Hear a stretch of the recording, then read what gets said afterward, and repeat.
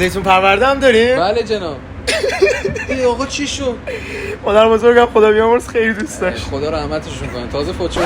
شما ربطی نداره، سفارش تو بگیر. نوشیدنی کوکا دارین یا پپسی؟ پپسی. من کوکا میخوام. نداریم آقا. من کوکا میخوام. پپسی ما اورجیناله ولی من عادت دارم کنار غذا کوکا بخورم. آقا این غذای ما چی شد پس؟ جناب شما کلاً 3 دقیقه است سفارش دادید. بیار دیگه. کوبیده دارین؟ تموم شده. دیزی چطور؟ امروز پخت نمیشه. املت. خیر متاسفانه. چی داری فدات شم؟ فلافل. از همون برام بیار.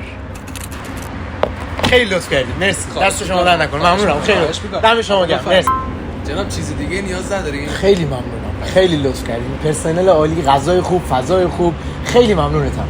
دست شما در نکنه. زنده باش. دست نزن. غذای خودمه. چی؟ مو یا ابوالفضل این موی کیه؟ من پول به این غذا نمیدم ها. کارت چی؟ کارتو نیاوردم. اگه میشه این دفعه تو حساب کن رسیدم خونه برات کارت به کارت. مثل اون سری که کارت به کارت کردی؟